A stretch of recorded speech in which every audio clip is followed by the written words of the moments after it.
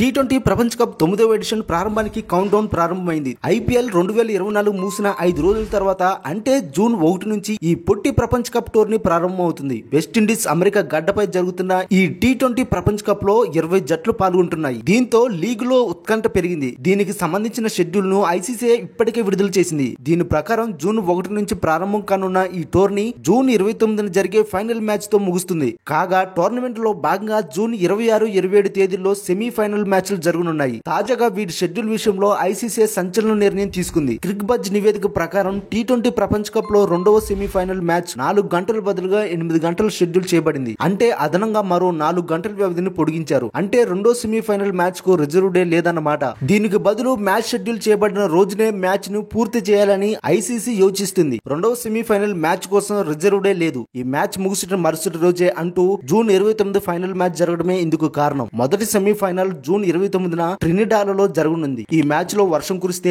ICC match కు reserve day ఉంచింది. ఒకవేళ అనుకున్న తేదీన వర్షం కారణంగా మ్యాచ్ రద్దయితే జూన్ 27న మ్యాచ్ జరగనుంది. రెండవ సెమీఫైనల్ మ్యాచ్ జూన్ 27న గయానాలో జరుగుతుంది. భారతీయ కాలమానం ప్రకారం రాత్రి 8:30 గంటలకు మ్యాచ్ ప్రారంభమవుతుంది. ఈ మ్యాచ్ అదే రోజున ముగియాలి. అంటే ఐసీసీ మ్యాచ్ ను దాదాపు 4 గంటల పాటు పొడిగించింది. అంటే రెండో సెమీఫైనల్ మ్యాచ్ లో వర్షం పడితే ఈ టీ20 మ్యాచ్ నిడివి 8 గంటలు అవుతుంది. కాబట్టి రిజర్వ్ డే అవసరం లేదంటుంది ఐసీసీ. ఈ ప్రపంచ కప్ లో భారత్ గ్రూప్ ఏ లో భారత్ తో పాటు పాకిస్తాన్, నెదర్లాండ్స్, కెనడా, అమెరికా జట్లు ఉన్నాయి. జూన్ 5న ఐర్లాండ్ తో టీమిండియా తన తొలి మ్యాచ్ ఆడనుంది. జూన్ 9న పాకిస్తాన్ తో భారత్ హై వోల్టేజ్ మ్యాచ్ ఆడనుంది. మరి ఈ యొక్క ఇన్ఫర్మేషన్ పై మీ యొక్క అభిప్రాయాన్ని కామెంట్ బాక్స్ లో తెలియజేయండి. మన ఛానల్ ని సబ్స్క్రైబ్ చేసి వీడియోని లైక్ చేయండి.